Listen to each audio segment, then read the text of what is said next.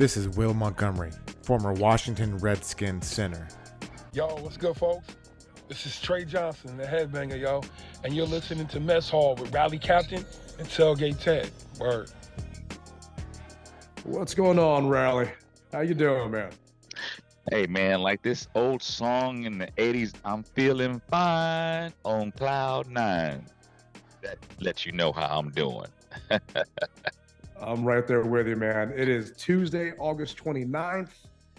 Training camp is done. Preseason is done. Our boys are defeated. The Harris ownership group is undefeated.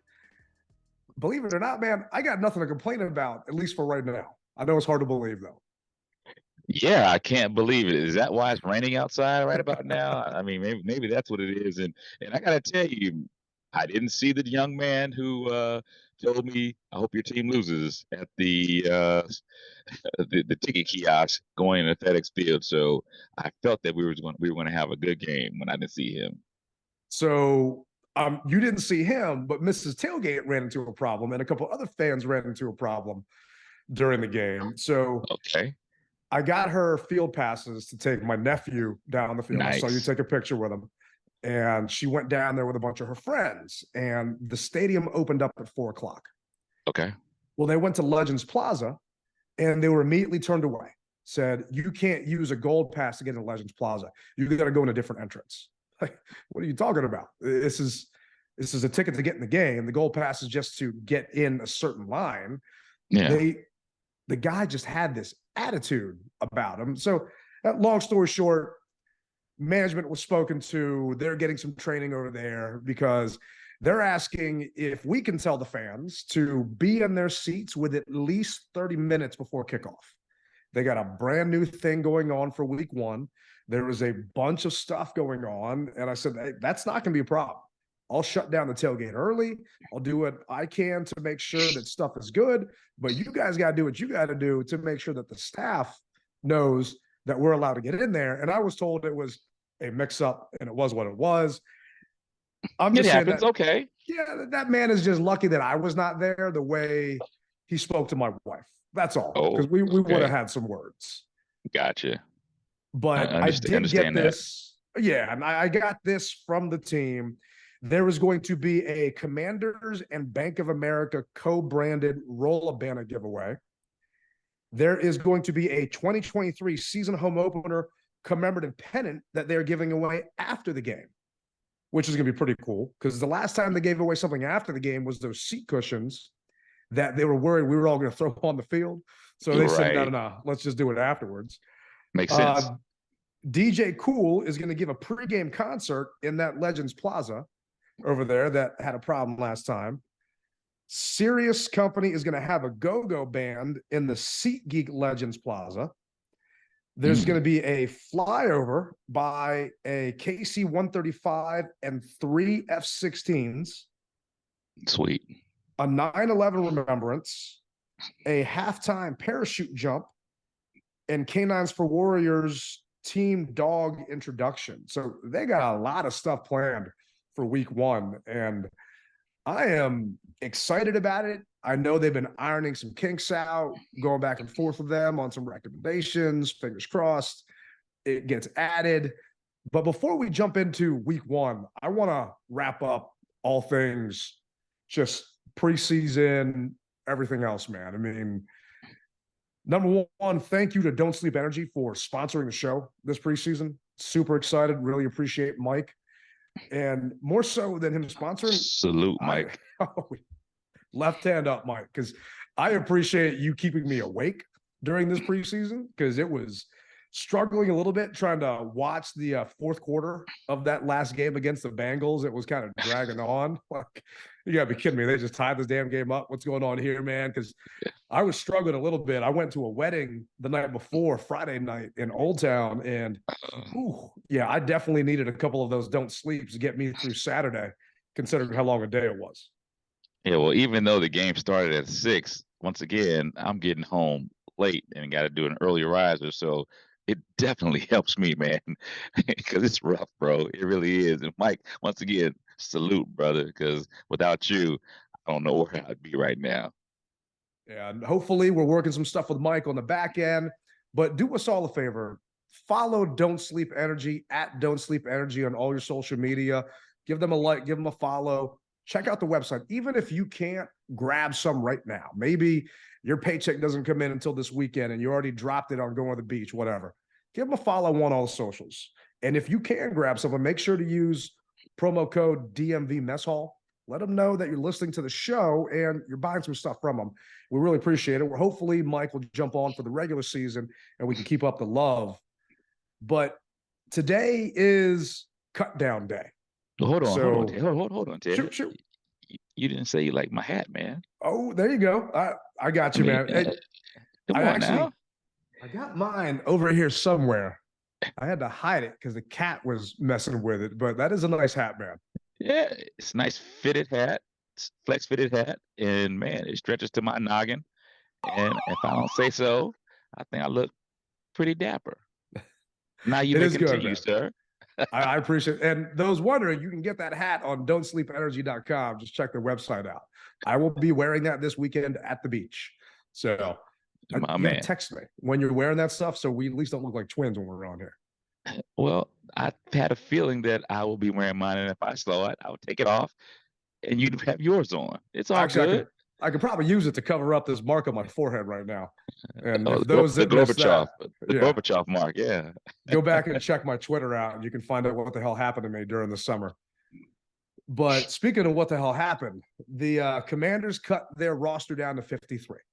Yep. So we talked about it a couple shows back. It was originally 90. The NFL changed the rules. So instead of having to make multiple cuts, now it's just one massive cut on the 29th. The Commanders actually kept 25 players on offense, 25 players on defense, and 3 guys for special teams.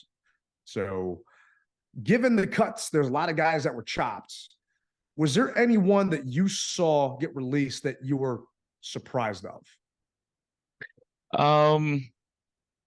I was surprised that Kazmic Allen, he got cut. I mean, he didn't play well, but I thought he played good enough to make the squad and for him to get cut, because I just don't have any faith in Dax as far as our return man is concerned.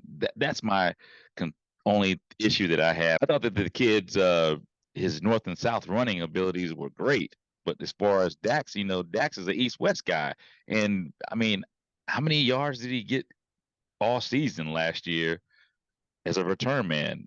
Not that many, if I'm not mistaken, man. At least not in my eyes. He could have done better. Now I know that Kaz didn't do himself any favors by dropping the ball, but I think that, hey, it can be worked on.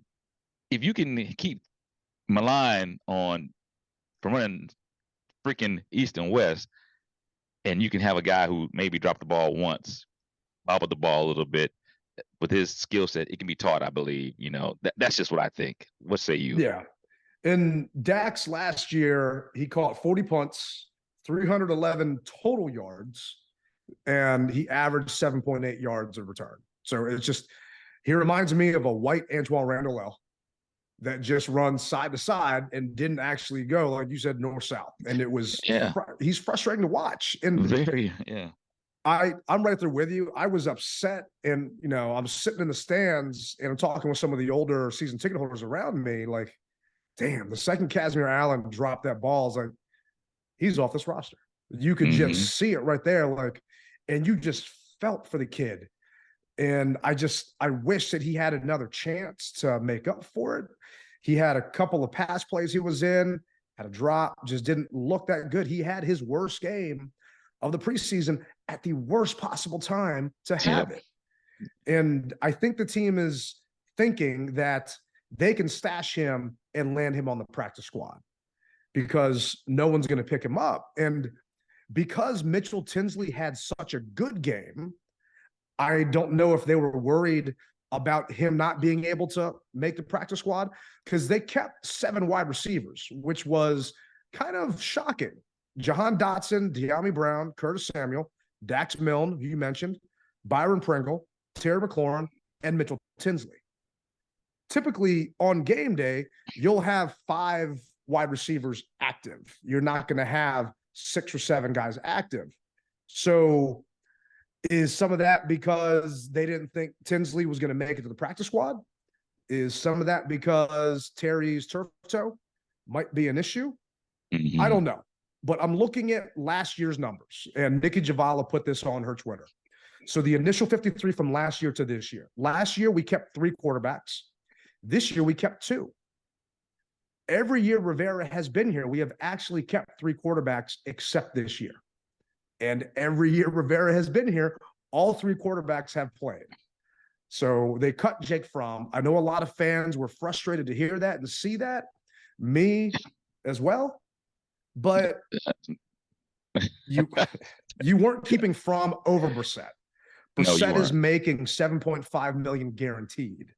Yeah. So you weren't just going to let him go and walk with nearly $8 million. And I guess the question is, who do you not keep if you keep Fromm? Excuse me. Bless you. Thank you. Depending on that, what are you going to do? Running back, we kept 4 last year. This year, we kept 3. Jared Patterson, once again, had a good game. He had a good camp. But, you and I talked about it with Lake Lewis. He wasn't making this roster. And I just hope he put up tape so he can actually make it on someone else's. But we're bringing in 1 less running back. We got Brian Robinson, we got Antonio Gibson, and Chris Rodriguez. Yeah. Well, I feel that Patterson is going to be on the practice squad. And I'm hoping that Kaz, they can, like you said, stow him away. And when it came down to it, Tinsley made plays. And as you said, with McLaurin's toe issue, because we still really don't know. I mean, they're keeping it tight to the vest. I mean, they're giving us these little bites. But one thing that I know about the bites, they equate to nothing. So it's, to me, that toe is worse than what it is. And truthfully, Ted, I would hope that we all want to see Terry play, but if it means staying out a week against the Cardinals, and I'm not looking past them, so I want you to think that, but if it means that him staying out to possibly be 98% versus 85%, I'd rather him wait out that extra week and ball out the second week, because we really do need him, and it's going to come to a point where, if Tinsley is what we think he is, he'll be able to fit right in there with no issues, along with Diami Brown, man. Yeah, and the big part of it is who's active on game day. And not all 53 players are active on game day, and we'll see if he makes it. And I'm not looking past Arizona, but I kind of am. I mean, they cut Colt McCoy. Don't do that. I hear you, man. It's just Vegas has them winning, 2 games? They cut Colt McCoy. They cut their only quarterback, really, that had any experience. So we'll talk about that next week, more so right now. But to me, the Cardinals are punting this season, hoping that they're just going to get that quarterback from USC, because it looks like they're going to roll in to week 1 with a quarterback that they just acquired a couple of days ago, or another rookie that barely got any snaps. So it's interesting. And their head coach actually has a soundbite that came out today saying, well, we're not going to name our starter because we think it gives us a advantage over Washington not knowing who it's going to be. That ain't going to matter. Didn't the Dobbs kid play for the XFL though? Or no? I mean, it's XFL, man. I mean, I hear you. But right now, we're either playing Josh Dobbs, who has been with Arizona for 72 hours. So he wasn't there during training camp, mini camp, OTAs, installs, any preseason games. He's been there for 72 hours. And the other guy, Clayton Tune, is a 5th-round rookie. And I'm not knocking a 5th-round rookie because we got a 5th-round pick starting for us. Okay. So I'm just saying this guy is a true rookie. So we are 7-point favorites against the Cards right now. If you can afford to have Terry miss a game, which this offense cannot afford that. We averaged 18 points last year. But if you can, I'd say week 1 at home at FedEx Field against those 2 unknown quarterbacks, I'm okay with letting Terry rest up a little bit and maybe letting Diami get some more reps. Definitely. I totally agree with you, man. And it's beneficial to it's a win-win for everyone. I mean, I'm sure Terry won't think of it that way, but because he wants to play, that's just the dog that he is. But when it comes down to it, shelve him for a minute. We talked this stuff about Chase Young last year, if you remember. Well, when does he play? When does he not play? So we shelved Chase all that time. So, and I think that Terry's stock is a little higher than Chase's. Call it what it is. I'm not a hater or anything, but I think his stock is a little higher. So we'll go ahead and let him sit if we need to. Well, and speaking of Chase, this is actually what Rivera said about Chase after the game the other day. Not related to the game. Is Chase Young fully cleared? No, we're going to talk about the game. We're going to talk about what's coming up, and I don't have to give you guys a report until it's time to. So let's please stay focused on this. Okay? That is being focused. If it's about your team, there isn't a question that isn't a focused question. And he is, let's face it, in the eye of everyone. So come on, don't do that, Ron. Ron has a way, man, of answering these questions that puts people on the offensive, and it makes us say, well, wait a minute, you answered it that way, well then something must be going on. So Ron, yeah, man, you got to answer that question a little bit better, bro. But obviously, I could hear that his voice inflection. He got frustrated. He got upset about that. But it's an honest question. It is. We all want to know. And during today's press conference with Rivera, Ben Standing tried to get an update, but Rivera basically gave him the Heisman again with his non-answer, saying that Chase met with a doctor on Friday and he doesn't have to give us an answer until week 1. And I get that. But him just inflecting and saying that makes everyone think it's worse than it actually is. Yeah. And who knows? It might be, it might not be. It's just kind of an odd way to handle it. This man is not a rookie head coach. He's been around for a long time. And we have definitely documented on this show how he likes to put his foot in his mouth. I mean, did you hear what he said to Albert Breer on that article that they wrote the other day, basically on Sam Howell? Paraphrasing, didn't know what you had until it was there, and if he'd known, he would have been playing him more. So this is a quote from the article. Okay. You can ask Stephanie. All we effing talked about was the quarterback, what the quarterback did, who he was, Rivera said, sitting on his office couch on another steamy August day. I kept saying F. If I would have known this, I would have played him sooner. When you only have so much time to show it, it's hard. I kept thinking, God, but after that game, everything told me this kid, give him the opportunity and see what he does with it. Another paragraph. I remember in the middle of the season last year, some of the DBs would come up to me and say, Coach, that guy, his arm's unreal, I'm telling you. I thought I could make the play, and all of a sudden the ball's past me. I thought I could undercut the ball, and the ball gets there before I can finish my break, Rivera says. Those were things I started to hear in November. I said, hopefully we'll get a chance. Hopefully we'll blow somebody out and I can put the kid in and see what he can do. For Rivera to admit this now to Albert Breer, I get that it's just a one-on-one conversation he's having with Albert, but he knows Albert is writing this article. For him to admit that he did not know what he had and how, I mean, to me, and I put out there, it's malpractice that Howell did not get any snaps with the ones. It is now revisionist history Rivera is trying to write because he acts like he wanted Howell to start that Cowboys game. People forget that he wanted Heineke to start, and Heineke basically gave him the Heisman and said, no, I'm not going to risk getting hurt in a meaningless game against the Cowboys. So why don't you just put Sam Howell in? Ron saying like, oh, well, we should have started Sam sooner. Well, you got no one to blame but yourself. You were the head coach. You were in charge of all of the player personnel. So if you wanted to put him in sooner and your DBs are telling you in November that they can't stop the ball, Howell is running the scout team and he's getting balls past him, then why don't you give him a chance? Not because he is the backup quarterback, but also because you are literally one Heineke hit away from having Howell actually play, and you're in a playoff chase. That's just what pisses me off so much about Ron, that he just does not seem to know situation and scenario and what's going on. I mean, the man didn't even realize that we could get kicked out of the playoffs that game against the Browns. Yeah, I mean, it doesn't look good. And so, I mean, I'm sure if he could have a Snickers and want to get away, he would have because it wasn't good. But eh, look, I'm not a head coach, and I would like to believe that I would be able to answer that question better. And there are a lot of times when people, Ted, and you know this to be true as well as I do, that think that they can do a job. And in their mind, they're doing it.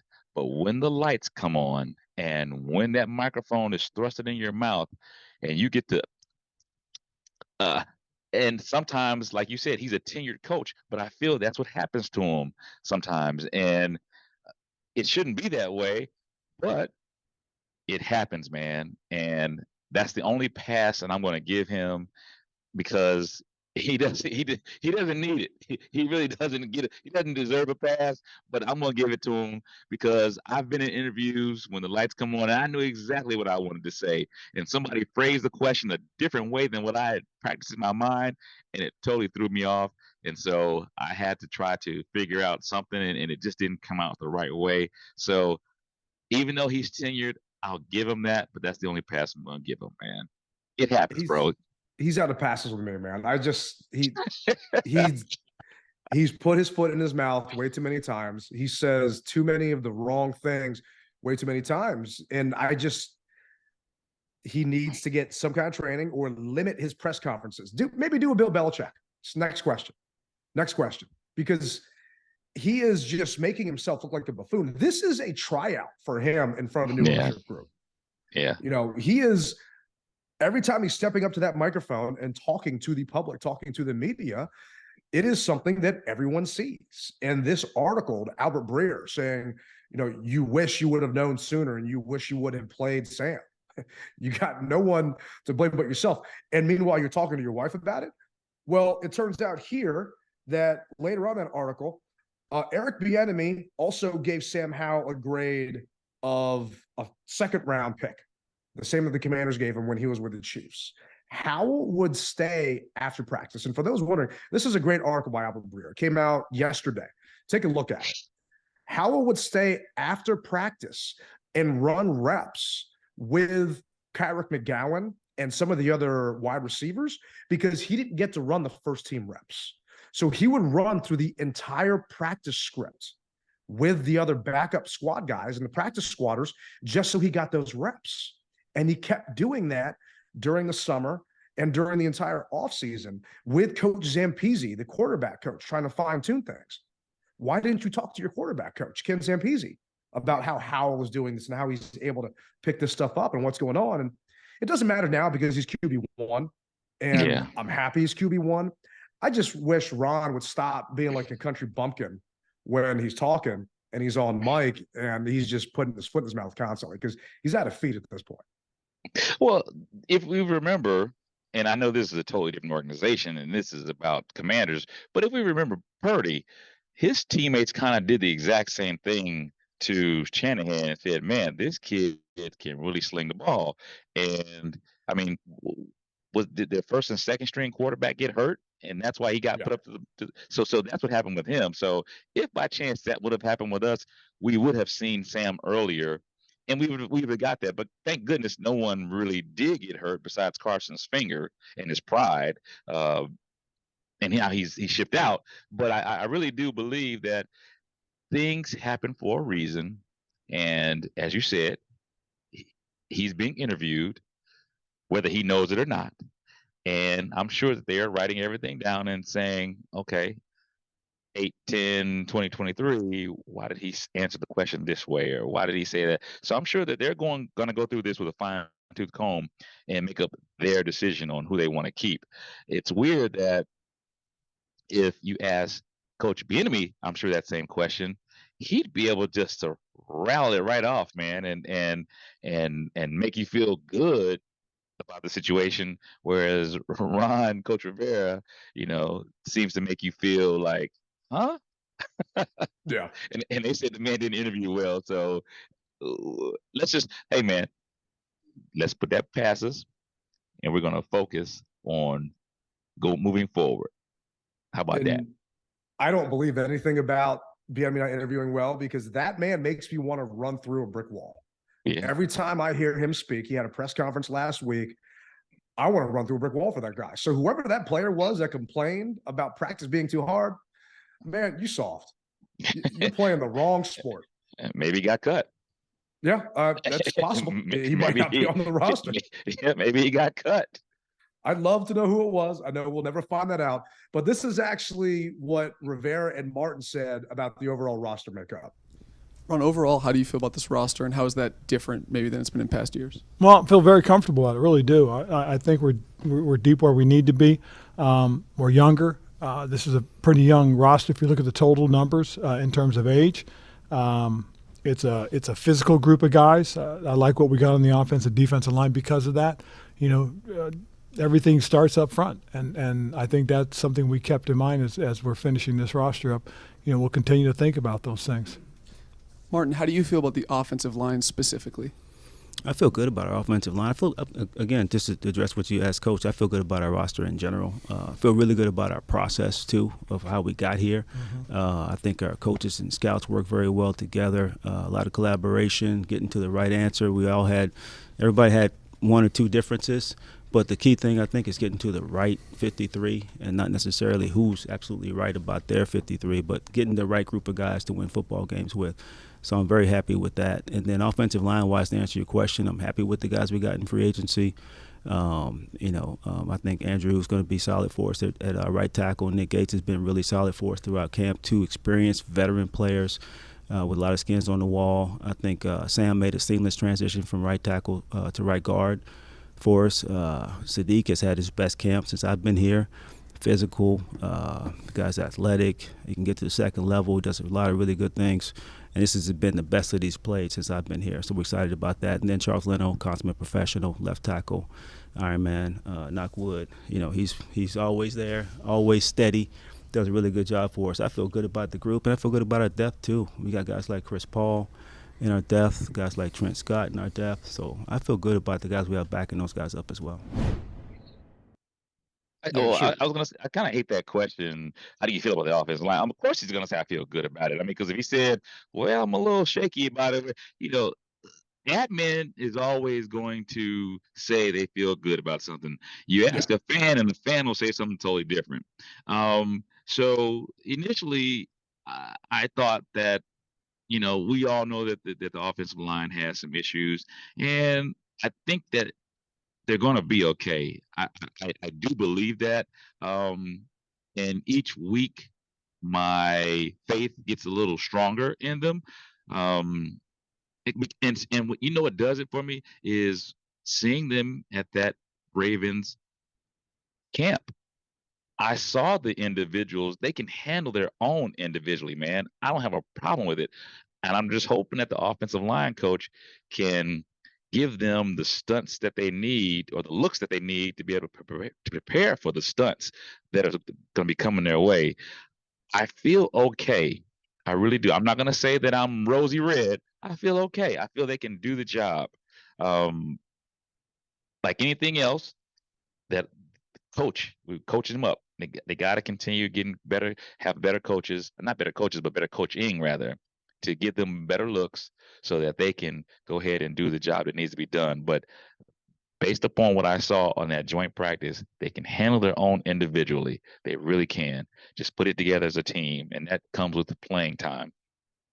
Yeah, I agree with you. It comes with playing time. They got to get out there. And it was actually interesting to see that in that last preseason game against the Bengals, you had Sadiq Charles, you had Nick Gates, and you had Sam Cosmi out there. But they were blocking for Jacoby Brissett.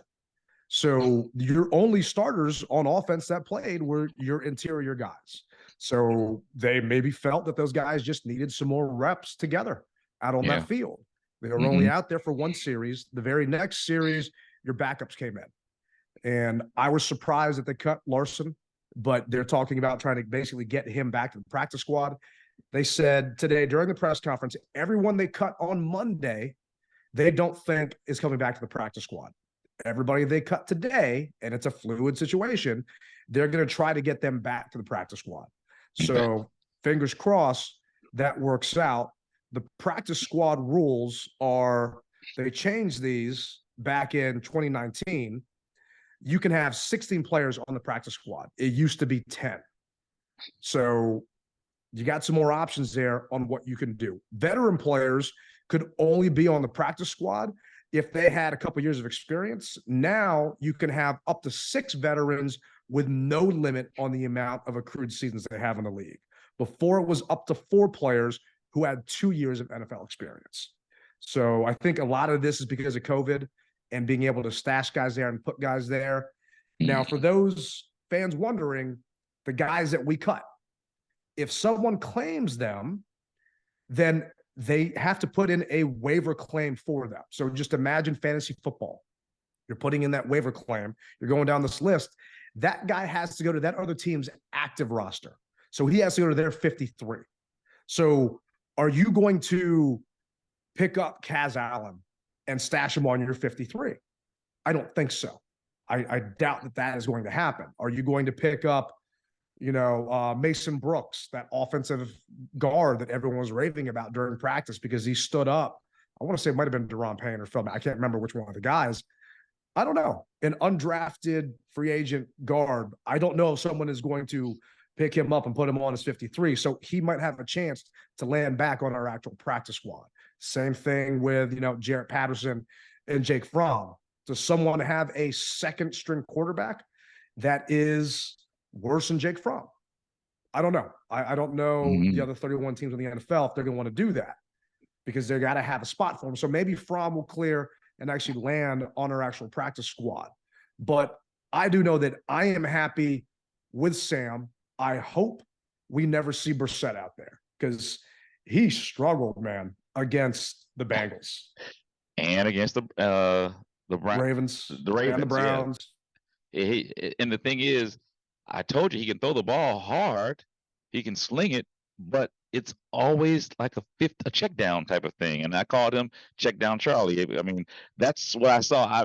I'm trying to think, how many deep balls did he really throw? And even when he was with the Browns, I don't remember him throwing very many deep balls. It was always that short, maybe 15 yard, 5 to 15 yard. I never saw him go deeper than that. I could be wrong, but that's just what I saw. And even in the joint practice, I think he may have thrown one ball that was over 20 yards, possibly. But the guy has an arm. Maybe he just doesn't trust his arm, trusts what he's seeing. I don't know. But one thing we do know, and we've seen it, our QB1 ain't afraid to chuck it. And I like that. And that's going to help us put points on the board. You need chunk plays and chunk yardage in this league right now. And that old, 5 yards or whatever have you, it's just not going to happen. Trying to run the ball. You got to get chunk yards, big plays. You got to have it when the time comes. And so we know that Sam can get it done. We saw him do it last year. Matter of fact, you realize that he's the only undefeated rookie. People are calling him the new cowboy killer. I mean, you guys need to slow down on that. I mean, just seriously, you're stretching at that point. Tanner's like, what? Hold on, no, Slim, not yet. No, there's only one cowboy killer. No, people are definitely reaching. But Brissett last year for the Browns, he played 16 games. He was 236 of 369 with a 64% completion percentage, threw for 2,000 yards. His average pass was 7 yards. He had 12 touchdowns, 6 interceptions.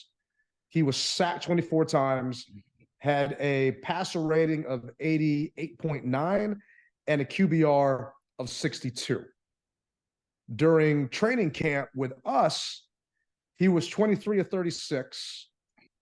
His average throw was 6 yards, and he had 1 touchdown and 2 picks and a passer rating of 66. He did not light the world on fire. He did not win this job by any means. And he is a veteran that has been in this league for some time, going against 2s and 3s and 4s. Yes, he also has 2s and 3s and 4s that he is throwing and playing with. Maybe not so many 4s or 3s, but he's got backups that he's throwing to. But De'Ami Brown is a competent receiver. he does not look comfortable. And maybe it's because of Eric Bieniemy's offense. Maybe he just isn't putting the work in that Sam put in. And Linnell from 106.7 The Fan, he does a show on there with Doc Walker from time to time. And I've got something special coming up next week on the show. And you'll hear some of the kind of radio and TV luminaries giving their predictions for the season.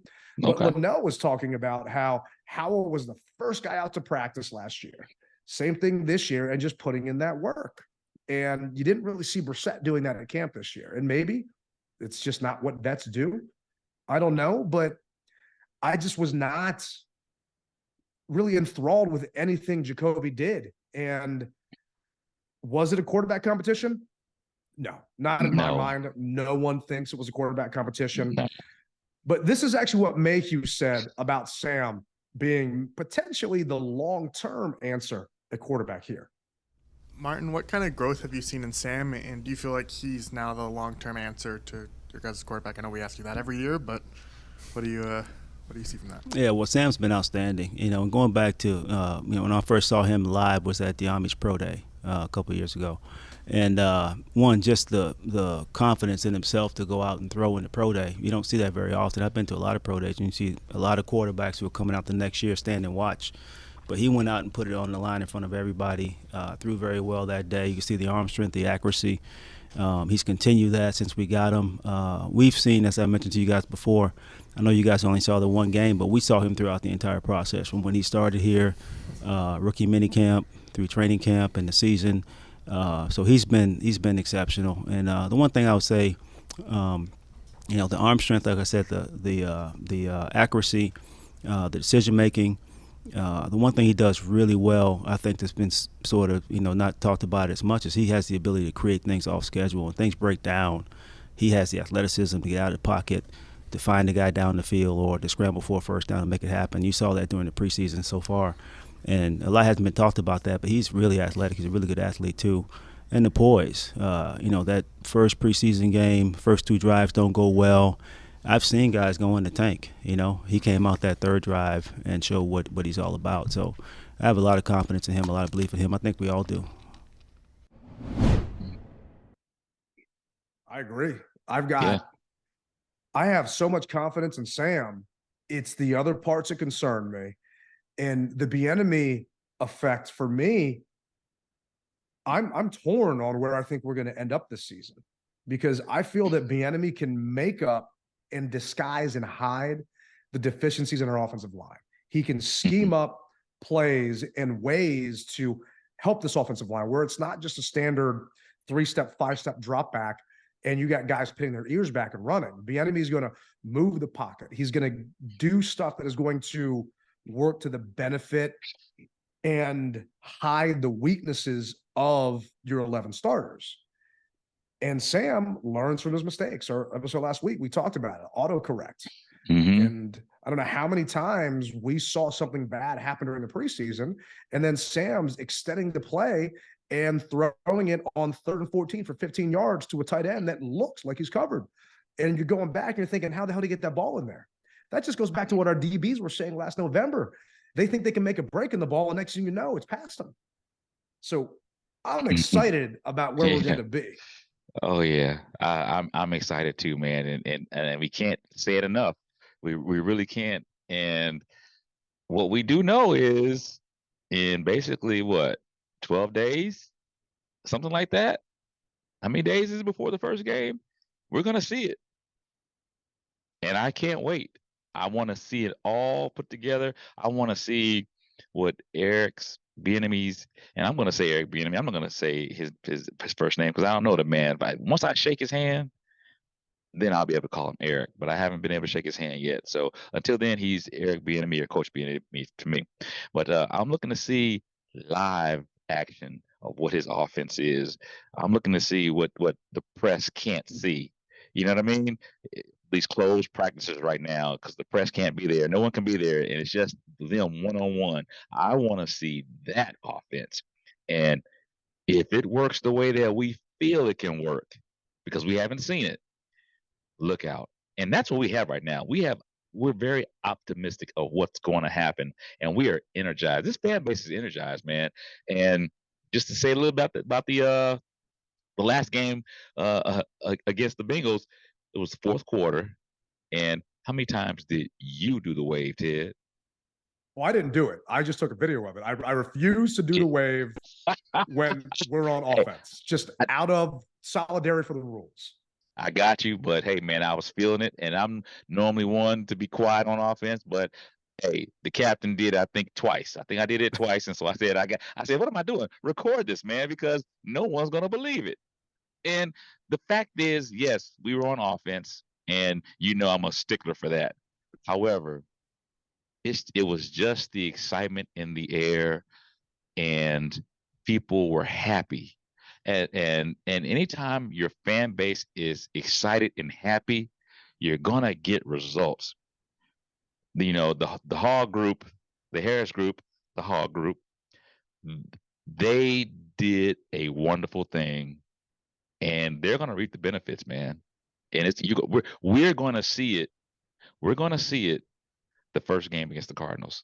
So prepare yourself. We're telling you right now, prepare yourself.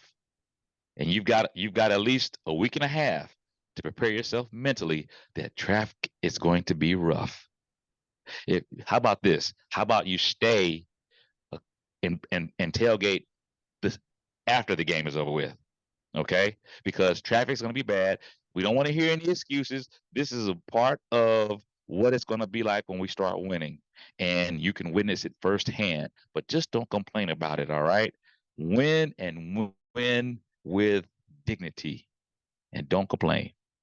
I'm right there with you, man. To me, it's an entire day. And I get some people can't dedicate an entire day to this, but you're going out to that stadium, you're going out there with your friends, your family, you're hanging out. It's a day for me. And it's a commitment. If you're worried about getting home to do something else or cut the grass, give your ticket to someone else that'll appreciate it more. And for those of you that don't have them yet, what are you waiting for? There was a guy that messaged me on Twitter, said, I'm waiting for the name to be rebranded and Ron Rivera to get fired. Like, no, you're just waiting for an excuse to cheer for another team. I'm sorry. Don't need you. Don't want you. Why do you follow me? I don't know, because we don't see eye to eye on pretty much anything. You're just a hater and don't need you here. We're having a good time right now. And I've said this repeatedly. I don't care what our record is this year. We won already. We are what I like to gamble and go to the casinos and stuff like that. And we're what I call, we're on a free roll right now. Right. I am so much because Snyder sold the team and that son of a bitch is gone, that we could lose to the Cowboys twice, get blown out by the Eagles and not do a damn thing. But I'm still on such a high right now that Snyder is gone that it ain't going to matter. This season is a success for me. I don't like that. I don't like that, Ted. I hear you. I don't like that. How about this? How about we win 6.5 games so that way I can cover my bet? I can appreciate that. And I want to get your prediction next week when we play the clip of everyone else giving their predictions. But what I'm trying to say is, like, you talked about the wave, man, the energy going on in the stadium. That video I took of the wave got seen 25,000 times. Wow. That's how ridiculous it is, man. People are so excited, and we're sounding like broken records because we talk about it every show. It is just so hard to explain to people that aren't at the stadium, that are not coming out. And I'm going to say a lot of those fans that were at that game on Saturday are not going to be there week one because people just get gifted tickets for preseason games. They do. And that's just kind of how things go. Not a lot of season ticket holders go to preseason. You're there. I'm there. A couple people are there, but it's a Saturday. Do you want to give up that day where you don't have that many of them left in the summertime? And a lot of families didn't do that have regular season tickets. So it's going to be a different fan base, but the fan base that's going to be there come week one, best be sure that we're going to be ready and just ready to just scream and tear the roof off that place. And I was joking. It's a good thing that there isn't a dome over FedEx Field, because we might blow the roof off that sucker if there actually was one, because it is going to be so loud and electric inside there. And I wanted to ask you, do you care that we were undefeated? Does it mean anything to you that we were undefeated this preseason? Not really. Not really. in the grand scheme of things, it doesn't matter. But I tell you what it did do, Ted. It gave me a sense of pride because when I got to work and people were like, 3-0, huh? And I said, yeah, we're preseason champs, baby. And they laugh at that. And that's as far as I go with it. Preseason champs. It's a different day come September the 10th. So it's a sense of pride. It's a sense of maybe something can be done. Because right now, let's face it, people are giving us the rock eye, that eyebrow up, if you can see my eyebrow up. That's what they're doing. Okay, we're hearing a little buzz here and there, but realistically, what are you guys going to do? That's what the look that they're giving us right now. And so I don't mind it. Look that way all you want to, because we've got to show and prove. So, and I realistically, how about this? I want us to win against Arizona. I want us to win against Denver. We beat Buffalo, hypothetically. And I'm not saying we are. I'm just saying we beat Buffalo. Those eyebrows that were up are going to come down, and this city would be on fire. The naysayers would I believe, come back. I honestly believe that we beat Buffalo, because Buffalo realistically is the type of competition that we want to play to. Right now, Arizona, as you said, you kind of look past them a little bit. And a lot of people, to some degree, have looked past Denver, and we haven't even played them. But Buffalo, that third game, is when people are saying, this is the test. Let's see what's going to happen. Yeah, and the Broncos got a new head coach. So Sean Payton's there. So it's going to be interesting to see what happens. It's always tough playing in Denver. Who knows what Russell Wilson we're going to get? Is it the one from Seattle or the one that played in Denver last year that looked like straight trash? I have no idea. But teams that start 3-0 have a 75.5% chance of making the playoffs. And to me, it's just winning itself. It's that positivity. We have not had positivity around here for so long. You would have players on this team, and Antonio Gibson talked about it. Anytime players would put a tweet out, you would have all these Twitter trolls replying to that tweet saying, sell the team, Dan, and just all this negative stuff. Like, that's not happening anymore. My nephew took the picture with Antonio, and Antonio retweeted it. It's been seen like 15,000 times, right? Not one of those was a person saying, screw you, how do you still go to games, this and that. It's just saying, oh man, that's awesome that Antonio did that. But in the past, you laughed, that's how it would be. You're right. And you know as well as I do that I would get the darts thrown at my back, or if my poster was on a wall in my face.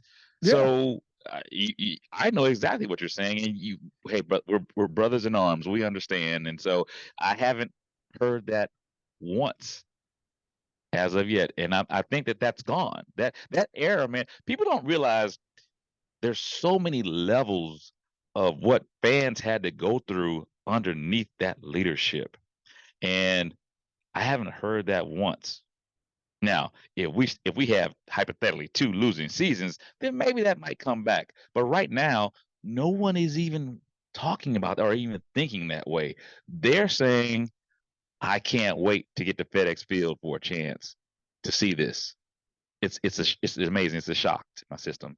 It is. And this is actually what Rivera had to say about going undefeated. Does going undefeated in the preseason mean anything? Yeah, winning begets winning. I mean, it creates a good atmosphere, creates a positive vibe, and we're going to grow from it. You know, does it mean we're going to win in the regular season? Don't know, but I hope it does. I hope it's something that we can draw from, something we can relate to, something that can help us as we go forward. I really do think that, you know, the tone that's being set right now, I mean, shit, they did the wave. I haven't seen the wave here, and, you know, that's the first time, so it was really cool. It really was. I mean, again, there's some energy, there's some excitement, and hopefully we can feed off that, build off of that, and it can help us. You're pro wave then? I'm sorry? You're pro wave then?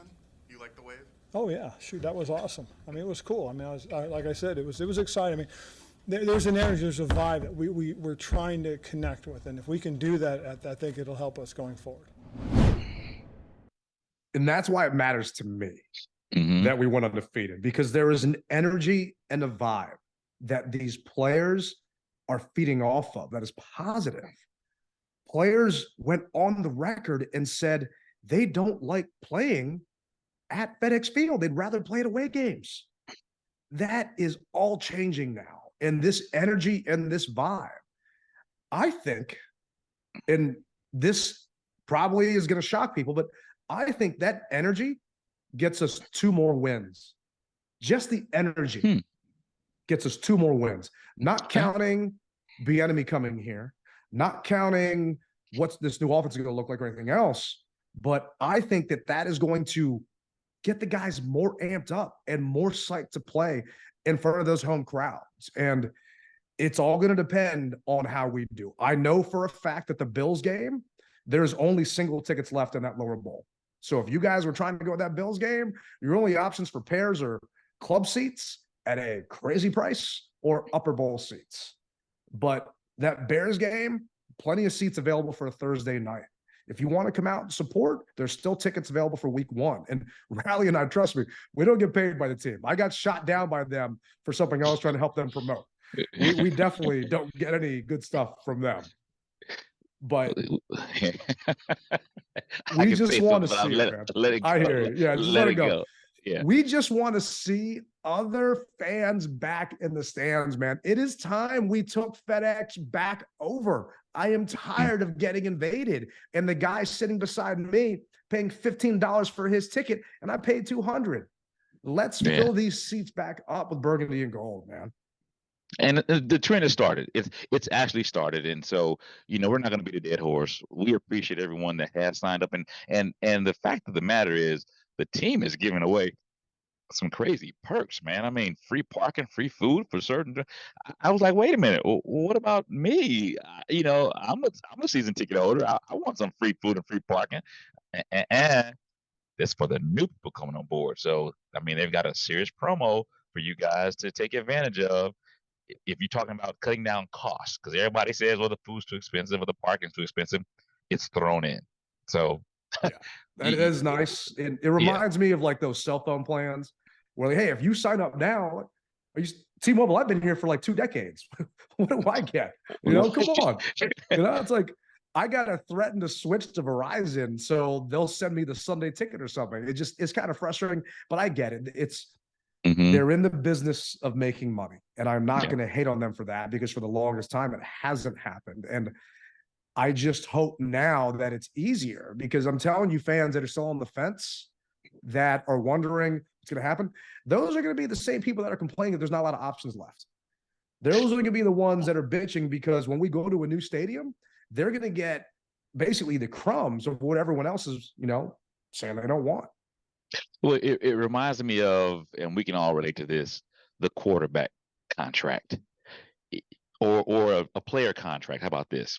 Right now is the ground floor. You could have got that player for less, but now he's in a contract year and he balled out.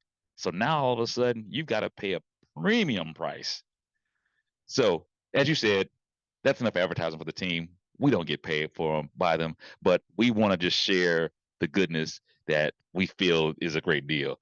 Moving on, sir. And I know our listeners are surprised to see me so excited, but trust me, hey, when they screw up, you're going to hear me call them out on them screwing up. And it's going to be interesting to see what happens going into the season. And Rally, next week, we're going to give our predictions on what we think is going to happen during the season. And I don't know which way to go at this point, because there's so many exciting things happening. But I know that for the first time, and I want to say 10 years. Yeah. For the first time in 10 years, I'm actually looking forward to the season. And let me preface this by, I'm never giving up my season tickets. I don't care what happens to this team. I was given these tickets by my dad as a gift after he passed away. My name came up on the wait list. I never knew that my father put me on the season ticket wait list. And the year he died in June that year, the team called me up, said, your name just came up on the wait list. I said, what are you talking about? I had no idea. They said, oh, yeah, we see your dad put your name on that wait list in 1979 when I was born. And they called me up and said, hey, so I am never giving these up because it's my last gift from him. But there were times when I got that renewal bill, or there are times when I'm getting ready for the season and I'm cleaning out the tailgate van and just going through. I'm like, this just isn't fun anymore. This sucks. We're not going to be good. It's just going to be miserable being there. This is the first time in a decade where, man, I know I am not going to sleep the night before. And that's not just because I am all hopped up on don't sleep energies. It's because I am truly excited about being back in that stadium with our fellow fans, and don't know what's going to happen on the field, but it is going to be just a damn fun ride to see how it all pans out. Oh, one other thing. I had to plug my ears. The music was so loud last week. I couldn't believe it, man. So kudos, you guys. And okay, so I said this is gonna be enough, but this is gonna be my last thing. This year, have you noticed the music seems to coincide with the crowd? Last year, the music just was kind of like out there, kind of like, where are they getting this from? Now, it's like the music coincides with the crowd, and the vibe is there, man.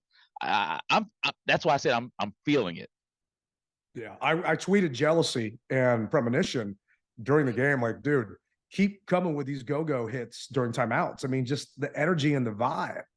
It had the fans dancing and moving in the stands, and it had the same effect on the players. And go-go is our thing, man. We talked about this last week. You get these teams coming from out of town. They know nothing about it, man. And who knows if some of these young bucks coming in here do as well. But you get those stands moving, those stands grooving, those players are going to feel it too, man. And it's just, let's bring this positive energy into week one and carry it as long as we possibly can through this season, because there's going to be some ups and downs. There's going to be some players that get hurt, something that goes wrong. It is a battle of attrition that's going to happen. But I'll tell you right now, man, just all that negative stuff, beat it.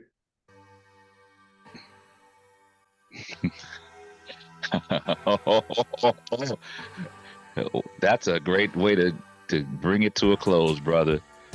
And I always tell you guys, when you hear the music, you know that another edition of the DMV Mess Hall is coming to a close. We thank you guys for listening, watching.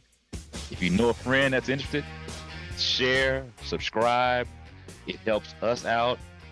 Don't forget to get your Don't Sleep energy drink. Use DMV Mess Hall as the code for your discount.